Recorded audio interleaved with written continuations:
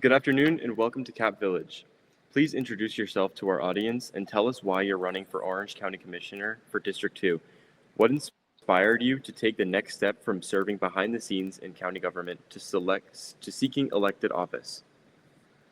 Well, good afternoon, and thank you for the opportunity. My name is Wes Hodge, and I am running for Orange County Commission District 2. And as you said, I've spent many years behind the scenes working as chief of staff for several county commissioners. And so we're going to see a lot of change in Orange County over the next couple months with up to seven new commissioners and a new mayor taking over. And so experience is going to be at a premium, and that's something that I bring to the table.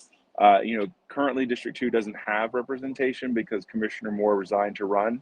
So when we get to December, we're going to be 8 months without a county commissioner. And so I think that, someone that knows the job is going to be essential to ensuring that our needs are addressed. And I don't have to learn on the job. I'm ready to go tomorrow. So that combined with my work across the community with the different groups and organizations, they asked me to run and are supporting me. So those combinations of things kind of help me get to this decision, and of course my willingness to serve the people of District 2. Many residents aren't familiar with the role of a county commissioner. Can you explain the responsibilities of the position and how the decisions made by the county commission impact the everyday lives of District 2 residents? Absolutely. So county government controls most of everything that you don't think about but impacts your life on a daily basis. So sheriff's office, fire, corrections, code compliance, utilities. When you flush your toilet, does it go where it needs to go? Do you have clean drinking water? The roads outside your home, sidewalks, stormwater, of course, is very important as we're in hurricane season. So it's all those little things that most people don't think about. That's county government. The other important thing is, land use. So zoning, ensuring that we don't put an 8-story house next to a community, ensuring that we protect the rural boundary that 73% of Orange County voters put into place in 2024, honoring the commitment from the 1990s to our rural settlements to ensure that development there happens in a way that is respectful and consistent with rural communities. So those are some of the big things. Of course, the other thing is property taxes. That's something that's going to be on the ballot this year, and ensuring that the money that Orange County takes in is spent efficiently and effectively. You spent years working as chief of staff for multiple Orange County commissioners. How has that experience prepared you to serve effectively on commission from day one? Well, like I said already, I know how the county functions. If there's a problem, I know who to talk to. Already out on the campaign trail, I've been, running into people who have issues. A missing street sign, a permit that has had an issue that they couldn't get through. Even just this past week, one of our fiber companies was doing installation, and they left a metal rod that was sticking up about this much out of the yard, and it was a tripping hazard. And they're like, we've been trying to get somebody to come and fix this. Well, knowing who to contact, one email and a couple of phone calls later, it was fixed in 2 days. The street signs are back up 3 days later after being down for over a year. So, I've already started doing the work just by being out in communities and talking to our neighbors, and just asking, what problems do you have? And trust me, they're not shy about telling you. But then not just saying, okay, great, but sending that email to the correct person to get it addressed, to make sure that we're actually providing the constituent services that our residents deserve. So, I'm already showing what that experience means and how much of a difference that makes by already helping people right now as we come across things in the field. Affordable housing is one of the top issues facing Orange County. Your campaign supports expanding housing options through smart growth and mixed income development. Mm-hmm. How would you increase housing affordability while preserving the character of existing neighborhoods? Absolutely. So there's a couple of options that we have. Number one, already residential properties are entitled to do an ADU or an accessory dwelling unit, which is kind of like a mother-in-law suite on their property. It can be up to 500 square feet. The county already has designs available, so you can pick one and put it on your property. You don't have to go to an architect or any of those things. So that's one option. The other option is by reutilizing county properties. And so, the county has a lot of land across the county, ironically enough, that's not utilized to its best ability. So think of like a social services building. We could incorporate housing, 2 or 3 stories of housing on top of that. We have vacant land we could just build housing on. And I want it to be mixed income, mixed use, because if we try to put just all low income or affordable housing together, that has been proven not to be effective. So when we have opportunities for people that are mixed income, it allows for better opportunities for all residents. And so that's what I want to see. There are communities around the country and around the world, honestly, that have already incorporated these principles. I just think we need to bring them here. We're missing housing not just at the affordable level, but affordable, market rate, and luxury. And so we've got to work with everybody to bring more housing units onto the market, because we're in a housing crisis right now. And so one of the things I want to see is not only working with developers to make sure it's inside the urban service area to respect our rural boundary, but also get Orange County into the business of public, or not public housing, but publicly owned housing, so that we can take that cost component of land out of the equation. Traffic congestion continues to frustrate residents across District 2. You have proposed investing more in bus rapid transit, Sunrail, and ensuring tourism dollars help fund transportation improvements. How would you see these solutions improving mobility for residents? So Sunrise Orlando is a great group. They are a bunch of community leaders who have come up with a plan, and they've identified 8 corridors across Orange County where the demand is there for things like bus rapid transit. I've already endorsed and supported this program. Uh, you know, Finding those corridors and investing in unique ways to generate funding for them is going to be essential to solving our traffic problems. We can't pave our way out of this, right? So we've got to come up with expanded Sunrail, bus rapid transit, looking at alternative methods that are more consistent and more reliable for people to depend on. I would love to take Sunrail downtown and back every day, but if I miss one train, it could be up to an hour before the next one comes, and that's not reliable enough for me. So we've got to find ways to address that problem. The tourism portion of it, I've been doing this work for many years, and every Monday after a big event, when you come in, there's a lot of complaint emails about traffic at the convention center. I spent more time waiting in traffic outside the convention center than I did at my event. Well, that means that those people are less likely to come back. We just saw the Home Builders Association leave for Las Vegas permanently because of traffic being so bad around the convention center. So it's not Wes saying this, it's our convention center guests who are saying this. It's Visit Orlando that is now saying this. So I want to see us use those TDT tax dollars, those tourism hotel tax dollars, to invest in transportation around the convention center. We have world-class venues. We need world-class transit around those venues to make the tourism experience a positive one. Then what I would like to see us do is take those tourism dollars that we're putting in the tourist corridor currently and put them in our communities out in District 2, in Apopka and Ocoee, to help improve the transit out there. The Orange Blossom Trail, I call it the Orange Blossom Express, that rail line from Zellwood all the way down into downtown Orlando. We need to have Sunrail on there. And I know it's not going to happen in 5 years. It may not happen in 10 years, but we need to start that groundwork today to address those traffic issues that we're already seeing. You've emphasized protecting Orange County's rural boundary and directing growth where infrastructure already exists. How would you balance continued population growth with preserving natural resources like Wekiva Springs and surrounding conservation areas?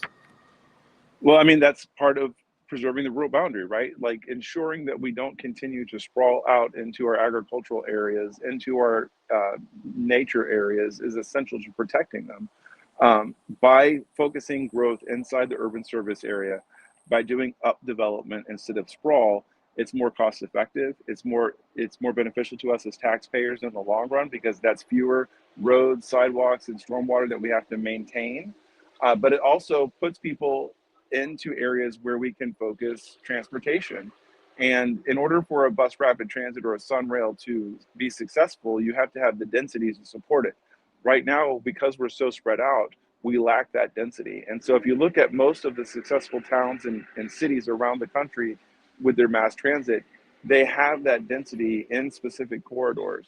And so if we can look at, Orange Blossom Trail, if we can look at Colonial Drive, if we can look at Alafaya Trail and put density in those areas and then support it with, multimodal transit options, that will enhance, the experience for our tourists, but also minimize the pressure on our agricultural and environmentally sensitive areas. And, that's what the people of Orange County have really demanded from us through their votes. Some protecting water, protecting our rural boundary, protecting split oak forest. The voters have told us what they want us to do. We just have to have a county commission that's willing to do it. As someone who has worked closely with county leadership, what changes would you make to improve transparency, accountability, and public engagement in county government?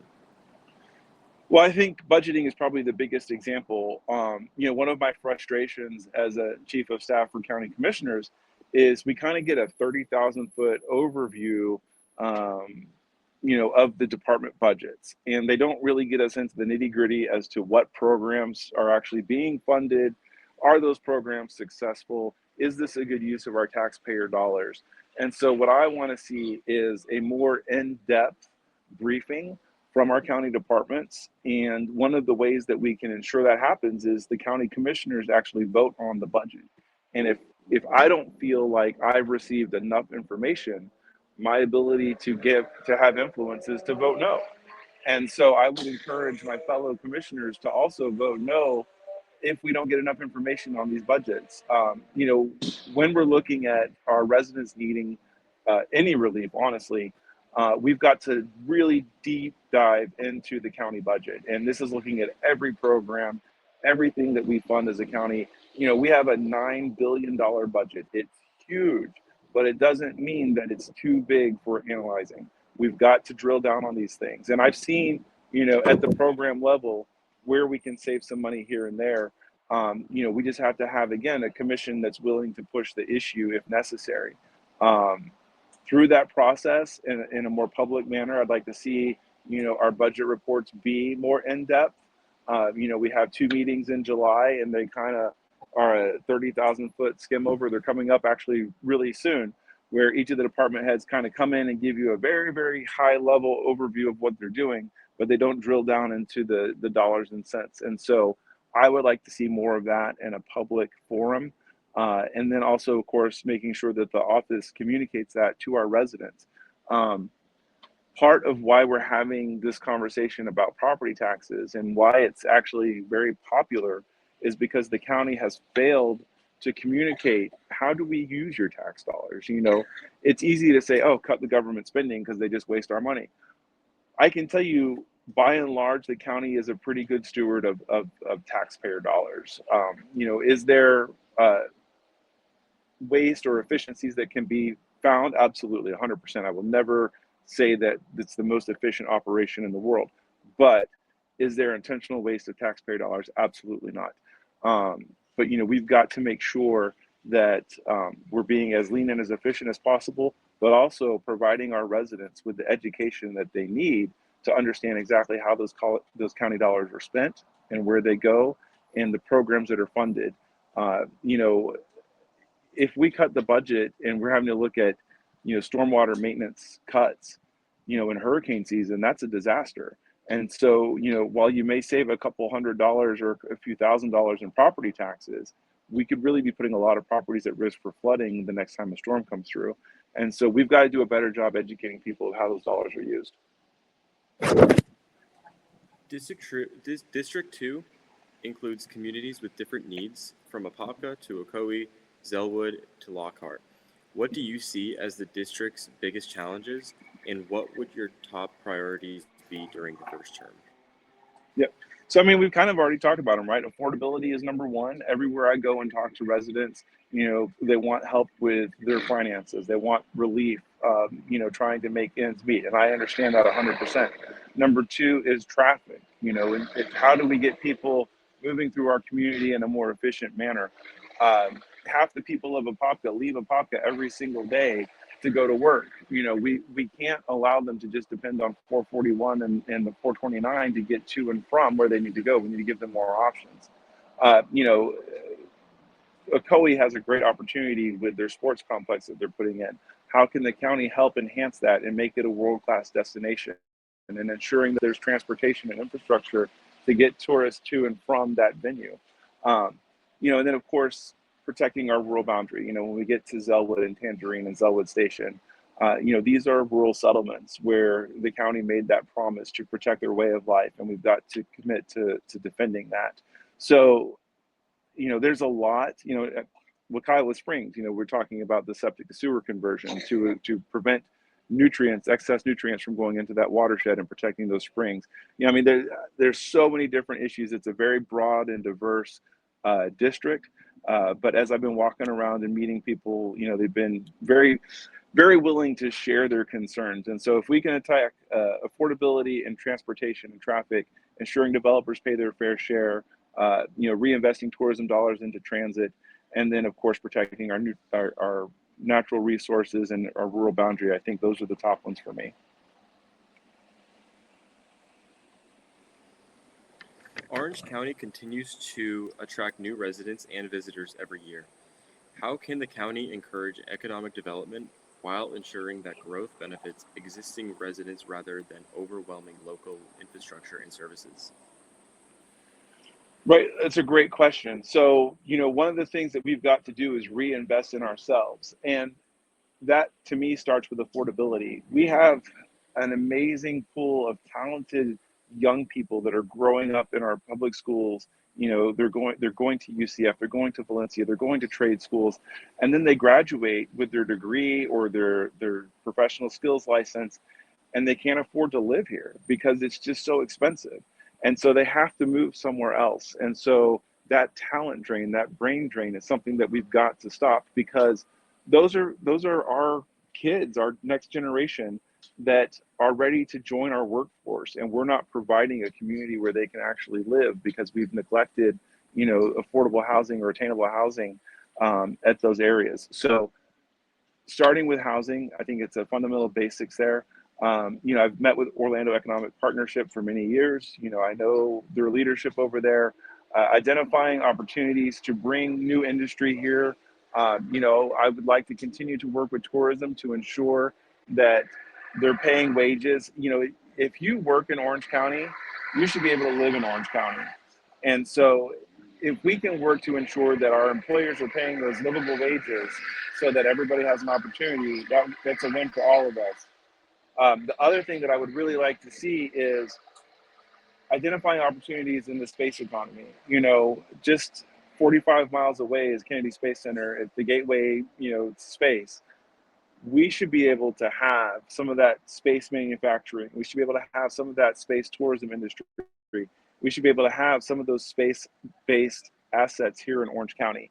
And so I would love to see, Research Park, UCF, at the forefront of that, and working to ensure that we have, when you think space tourism or when you think space economy, you think Orange County. So there's some great opportunities there for growth. And again, continuing to see what our market needs, and then recruiting that talent or recruiting those businesses to fill those voids. I think we need to be a little bit more strategic than we have been in bringing the right people here. And of course, tourism. We just had a multi-billion-dollar investment of Universal and Epic Universe. Disney is constantly upgrading. So the tourism industry is also churning and growing, and we need to support them. And that's, again, going back to investing tourist dollars into tourist transportation to ensure that they have a positive experience while they're here and they'll come back. As voters prepare to cast their ballots, what sets you apart from the other candidates running for District 2? And what message would you like to leave with the residents you hope to represent? Absolutely. So number one, thank you again for the opportunity. What sets me apart is experience. We're having very detailed, nuanced conversations about some issues that most people are like, wow, I have no idea that that's what's happening. But that's the important role of Orange County government. And every 2 weeks, there's the county commission meeting, and there's a book that's about this thick that comes out, and it is filled with all kinds of information. You need a commissioner who knows how to navigate that information, that knows how to dig deep into, deep diving into these issues to see where are the pennies being spent, where are the dollars being spent, how are these programs benefiting our residents. A great example I'll tell you real quick. We have a brand new firefighter training facility over in Southeast Orange County. It's beautiful. It's awesome. University of Texas, Austin, sent a group of firefighter trainees to come over and train with our firefighters. And it was one of the consent agenda items. It's like 50 pages deep. But the last page was the insurance agreement. And their insurance agreement was for $100,000 liability insurance covered for Orange County. I've been around long enough to know that if you or I go to, Barnett Park or one of the facilities to rent a room, we have to provide $1 million insurance policy for the county to protect those assets. So here we were, our brand new fire training facility, state of the art, and letting someone come in for $100,000 insurance policy. And I was like, wait a minute, like, why is this so unfair? Why is it I have to provide $1 million, but they get away with 100,000? And so we worked with risk management and came to an agreement, and hopefully that will never happen again. But this was the last page on a consent agenda item that staff was just like, oh yeah, that's just, don't worry about it. You need a commissioner that's going to dig that deep into issues and knows that we have to dig that deep into issues. And I wouldn't have known that policy exists. I wouldn't know that, they weren't having the same insurance that we're all required to have without the experience that I have working for the county. So if you want a commissioner who's ready to get into the nuts and bolts of things, who's ready to serve, who's ready day one, I'm your candidate. There's 5 of us on the ballot. I'm the one in the middle, and I would love to have your all's vote. So Wes Hodge again for Orange County Commission District 2. WesHodgeOC.com is my website. Wes Hodge OC is all of my socials, so feel free to check me out. Thank you. We thank you for taking the time to speak with us here at Cap Village, and we wish you the best of luck. All right. Thank you, Zach. I appreciate it.